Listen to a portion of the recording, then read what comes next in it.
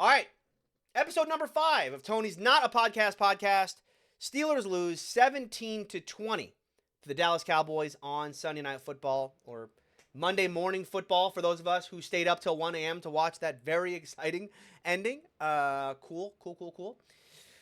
I was hoping to do this show tomorrow. I'm recording this on Monday afternoon, and I was hoping to do this tomorrow because tomorrow's press conference, Tuesday noon, be there for Mike Tomlin's press conference. I think it is one of the more anticipated Mike Tomlin press conferences I'm ever going to watch, because I think I'm interested to see what he says, like, after having watched the tape and everything. Like, what is his assessment of this loss to the Cowboys? Obviously, disappointing defensively, offensively, also disappointing.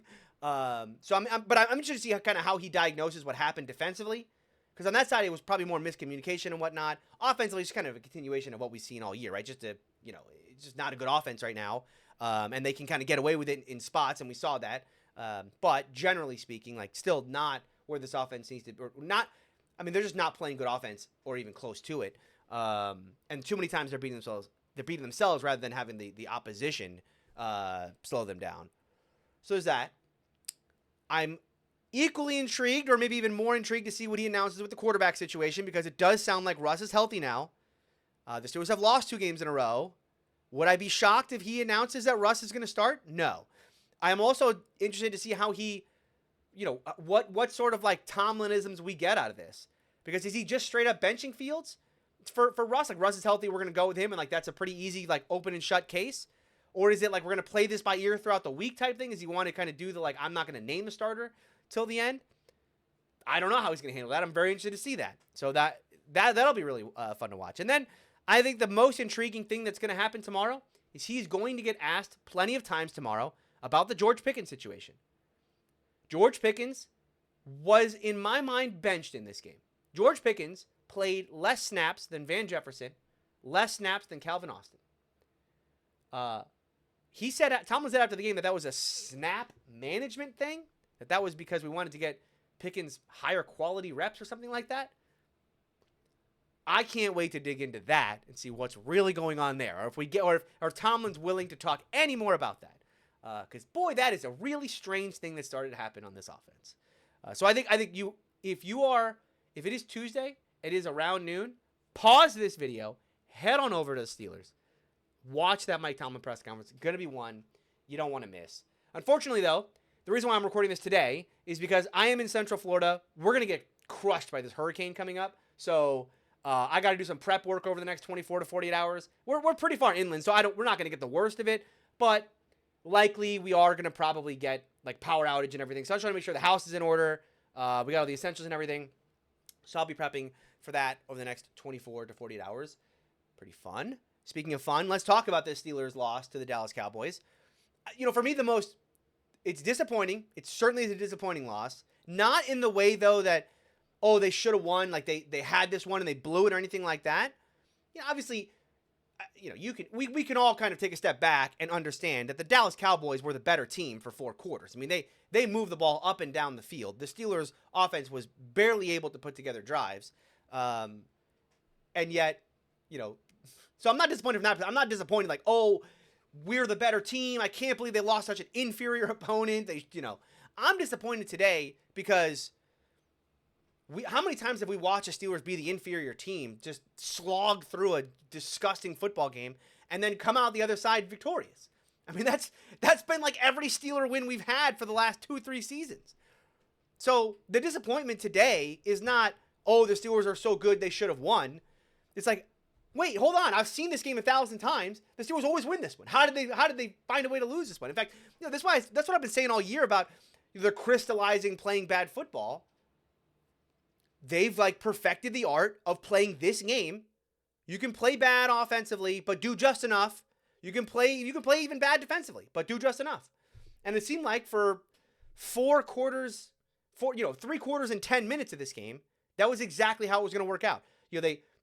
Dak Prescott and the Cowboys were moving the ball almost at will. I mean, they were up and down the field. They had over 400 yards of total offense. They had an EPA per play of 0.4, something like that, even with the turnover. So they were a top offense by EPA per play.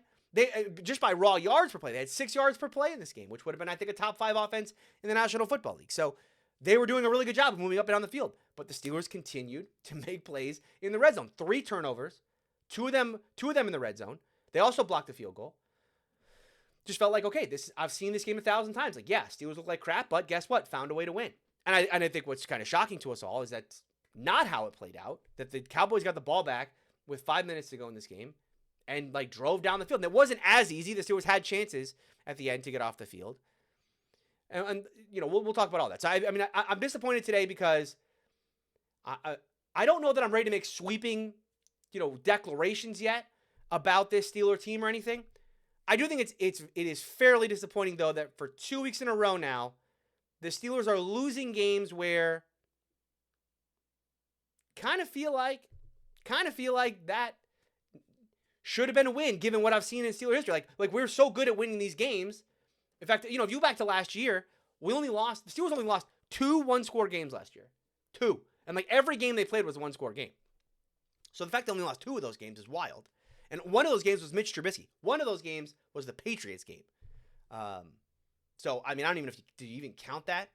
Yes, it was technically a one-score game, but the Steelers were down like 24-0 in the first quarter of that football game.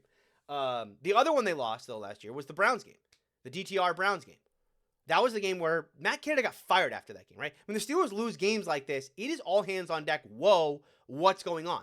Because it's like, wait, hold on. We're playing Steeler football. This is how we win. Like, I understand it ain't pretty, but these are wins.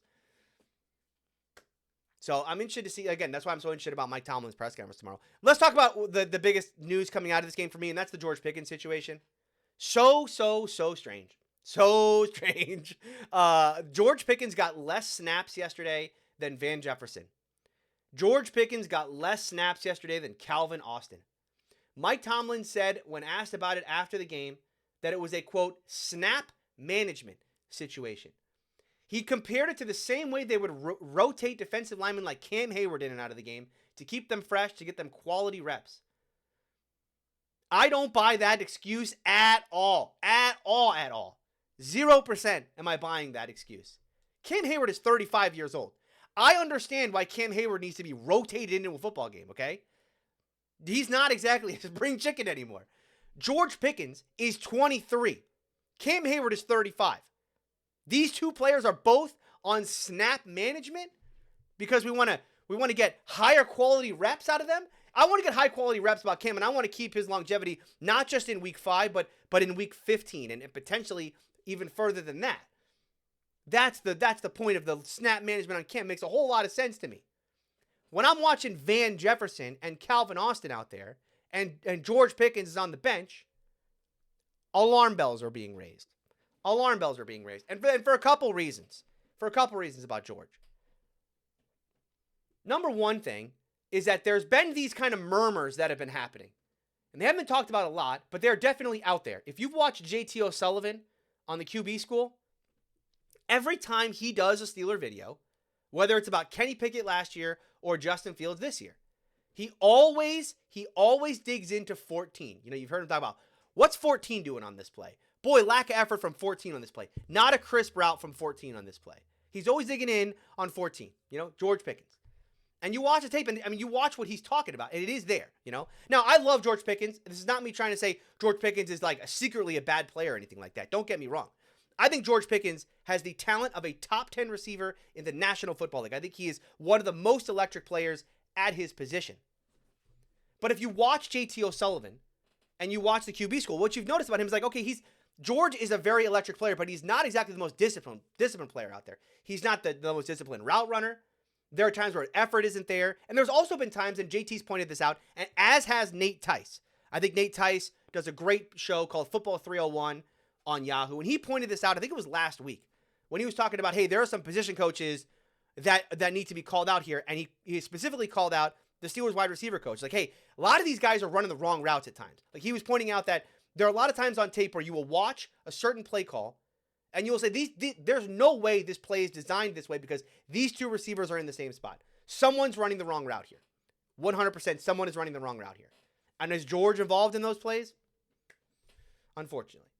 So, do I think today that, you know, The Steelers just decided, like, our 23-year-old superstar receiver, closest to a superstar receiver that we have, needs to be load managed in an offense that's already struggling to move the football, so we can get him higher quality reps. This is where we are. I mean, the Steelers have the most points they scored was 24 last week, okay, in a losing effort. This team has struggled to get even close to 20 all year. And now the new determination is, we would actually be better if we had less of George Pickens, but more high-quality George Pickens. What? No, he's getting benched. I mean, I think there's no doubt that this is they're trying to send a message to George hey, George, we need you to be a more disciplined player out there.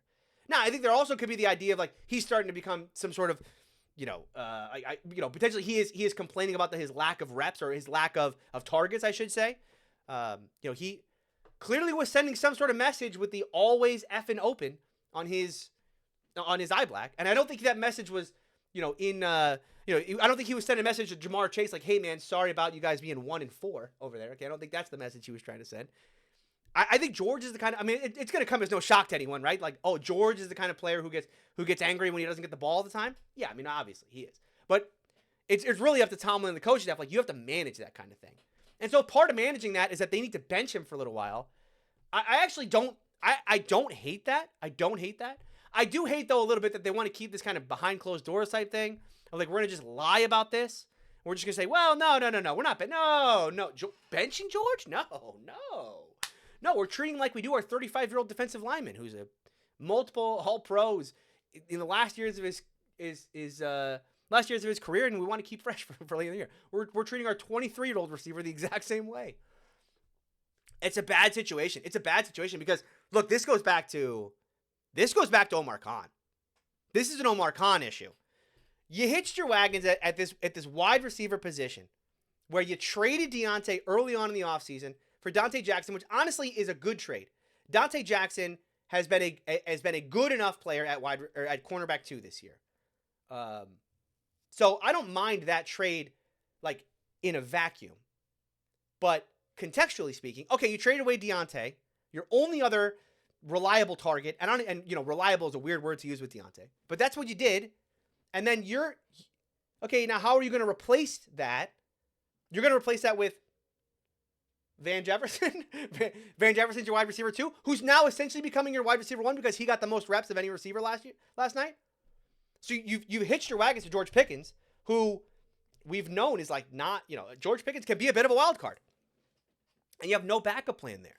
I mean, I understand the Ayuk thing, but the Steelers clearly tried to play hardball with the Ayuk situation. It wasn't like the Steelers were putting together this offer where you can't say no. Like, oh, Ayuk's on the market. You can't say no. We're going to give you exactly what you want. Bang, let's make this trade happen because we need a wide receiver. We cannot go into this season this way. That's not what Omar did. It does open up this Devontae Adams thing again. Like, I understand why the reports are that the Steelers are having a very aggressive offer for Devontae Adams. Yeah.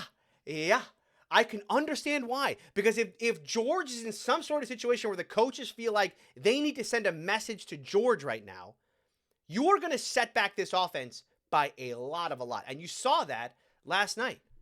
I mean, offensively, credit to them that they did enough at the end. And, like, the Steelers did have the lead with 4 minutes to go in the fourth quarter. And, like, shout out to the offense for that. Because, boy, there were so many parts of this game where it was just completely discombobulated. They continue offensively to beat themselves. Drop passes, pre-snap penalties. I mean, I think that they went there was a drive in this game where I believe they went 1st and 10, 2nd and 3, 2nd and 8, 3rd and 3, 3rd and 8. Like, they got 2 5-yard penalties within 2 plays of each other. So, like, they had 2nd and 3, then they went back to 3rd and 8. They got another 5 yards, but there was 3rd and 3, and then they got a 5-yard penalty again back to 3rd and 8. I believe that, and that was like in the first quarter. I mean, it's unacceptable what's happening there. It's unacceptable what's happening there. The running game is still just not, they cannot execute in the running game. Look, I'm not going to get on Najee right now because I don't think the run blocking is in a great spot.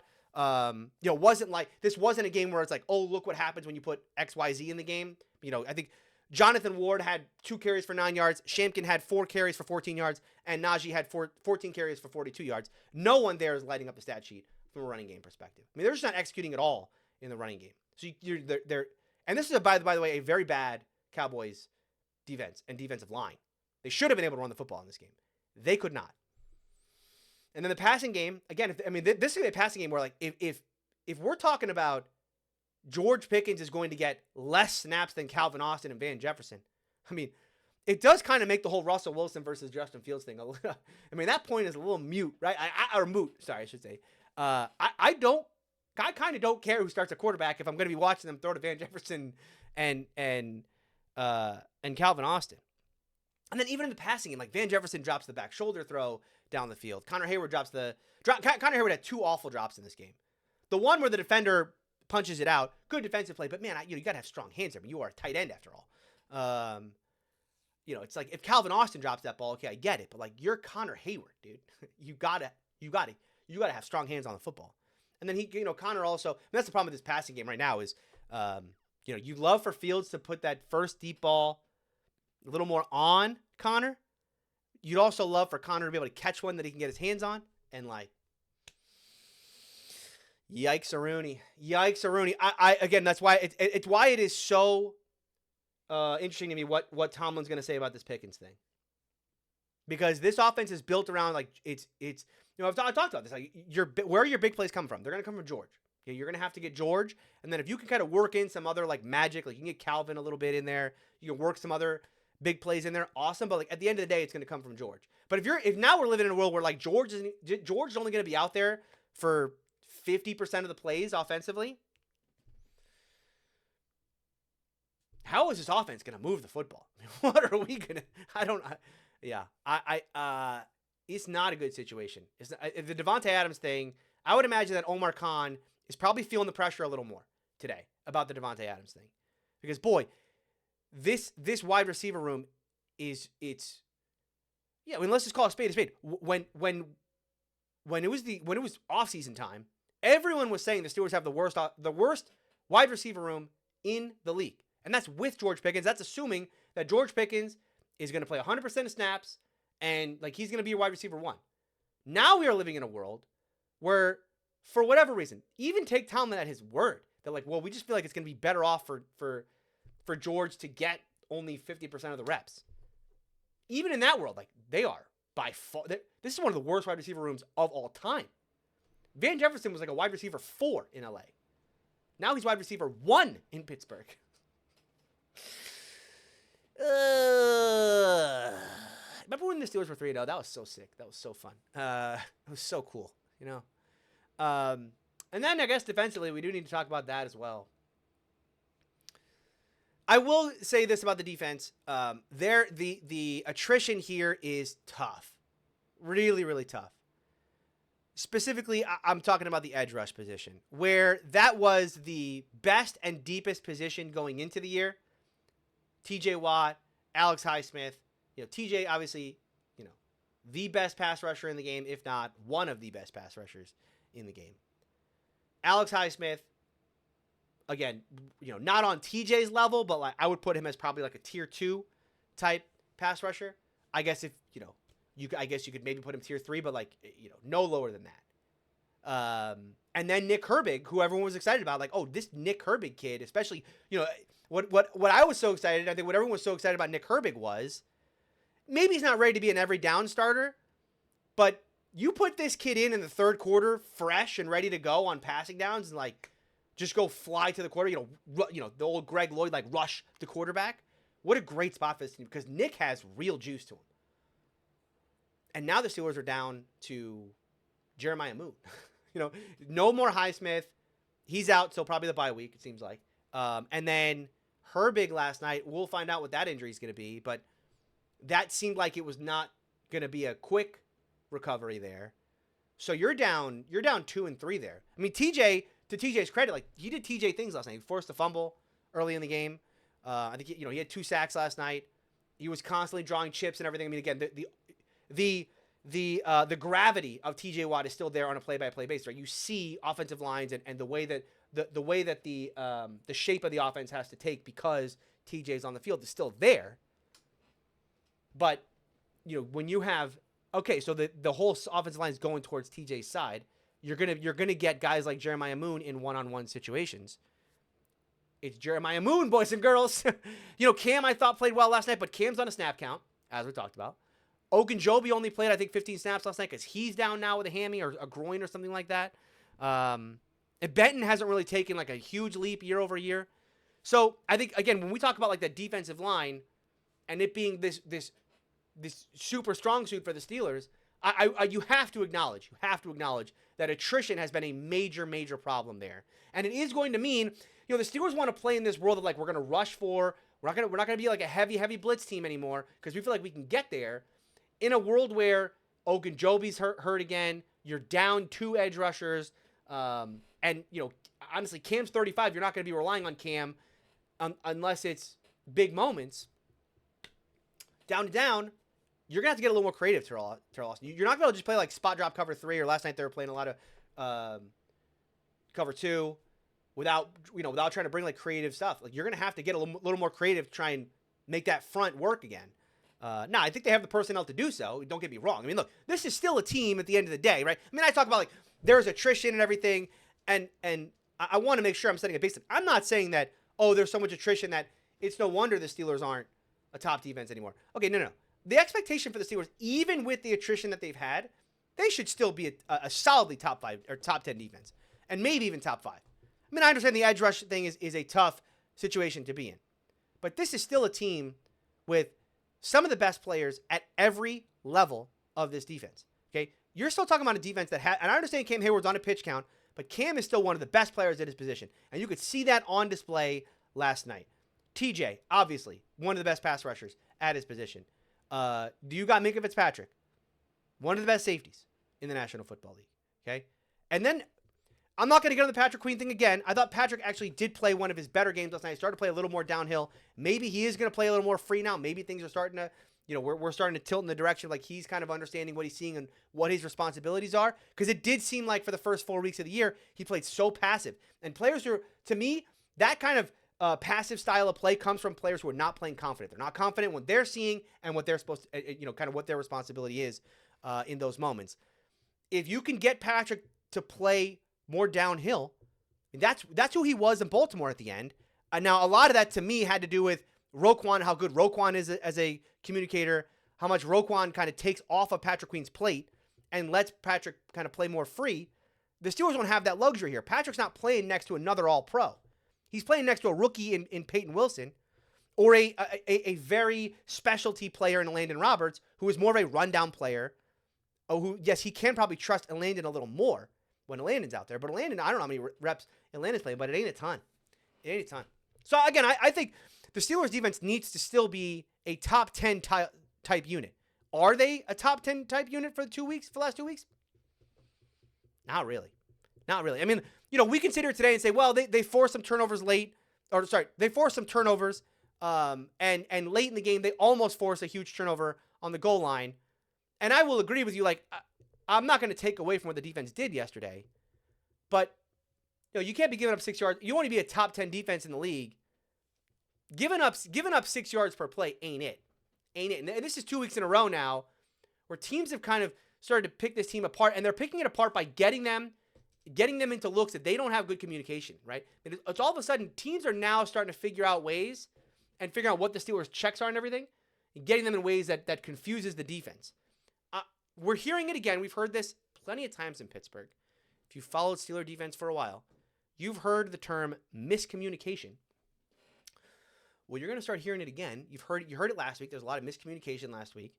There's a lot of miscommunication this week. A lot of times, like there was a play where Dante Jackson and Minkah, it was clearly cover 2, but Dante didn't carry. Didn't know. I don't know what coverage he thought he was in or what his responsibility was in that play, but it was a very easy completion down the sideline. Too much of that. Again, too much of this.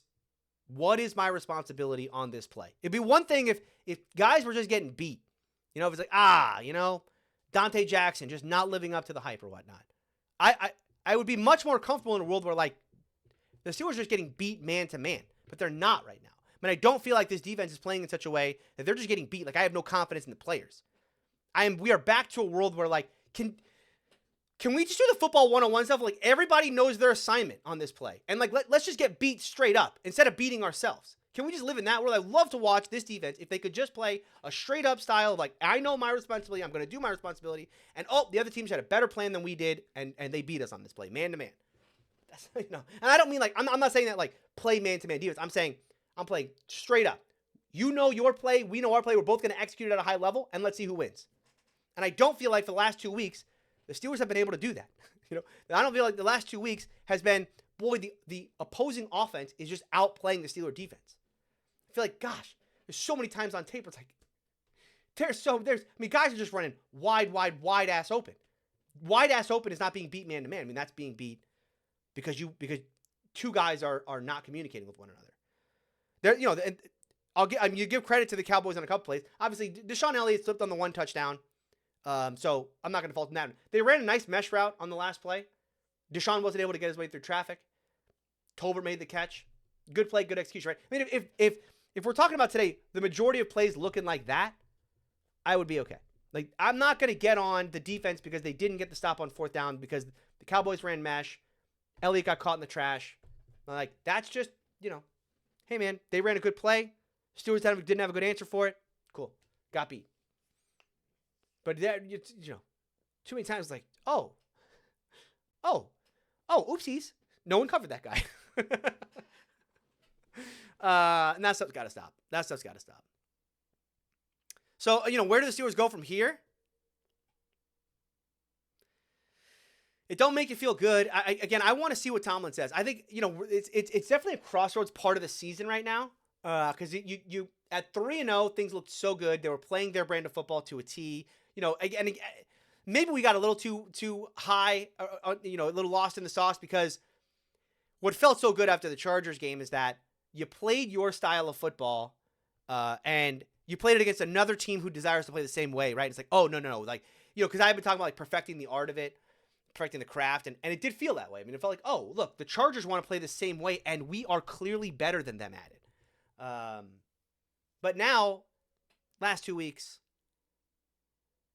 has you questioning. I mean, questioning both defensively. Like, what are we doing? I mean, what happened to like top? Because I understand, like, maybe we overrated the idea that this team could be a top 1 or top 3. But I don't even know right now that they look like a top 10 unit. Turnovers are good. I will give them the turnover thing. I'm like, cool. I mean, that's Steeler football, right? But again, it's like, I would compare it this way. Do I give the Steelers offense credit and say, no, they're good. They're a good offense because at the end of the game, we needed them to get a touchdown, and they did. And I ignore everything else about the performance, right? Because if you sit there today and say, no, Tony, the Steeler defense is good, you just have to ignore every single play and only talk about the good ones. Okay, well, I can do the exact same thing about the offense. I go, okay, well, fine. Forget about every drive that looked like complete and utter dog shit. Okay, forget about all those drives. Just remember when the Steelers were down 13-10 and they drove down and got a touchdown and took a 4-point lead? Remember that? Do you remember that? That was good. So forget about all the dog shit stuff. Like, the turnovers are good. I'm not going to take away from the defense if getting these turnovers is a big deal. The same way, but it's the same way with the offense. Like, I'm appreciative that the offense was able to put together a drive late. It doesn't make it a good offense. I think where the defense is right now, like, I love the turnovers and, like, awesome work, but down to down, play to play, I think we can all look at that defense and go, not where I expected it to be, especially after those first 3 games. So, again, no broad sweeping changes yet or sweeping statements yet about either side of the ball. Again, we may have a new quarterback next week. I don't know what's going to happen with George Pickens. Is Devontae Adams headed to town because Omar Khan's like, what's going on at wide receiver? You would think they would have some real urgency at this point, but, it takes 2 to tango on that one, right? Raiders got to be okay with the trade comp. You got to be willing to do the trade comp for Devontae. The money's got to work out. Devontae's got to come here, right? I'm not sitting here saying, like, the Steelers have to get this Devontae Adams thing done because trades like this, there's a lot of moving parts. I understand, though, why Omar would be a little more. I understand the aggressiveness in the front office today because of it. All right, that'll do it for me today. I'll be back next week. We'll see what happens with the quarterback situation. Maybe if I have time on, like, Friday, especially if they do make, like, if Tomlin ends up making, like, sweeping changes or like the Adams trade happens, or something happens with George, or yada, yada, yada, I probably will try to do another podcast later in the week. Otherwise, I will see you after the Steelers win. Big win. Road win in Vegas. Right the ship. 4-2. We're fine. We're fine. Let's get a win on Sunday, Steelers.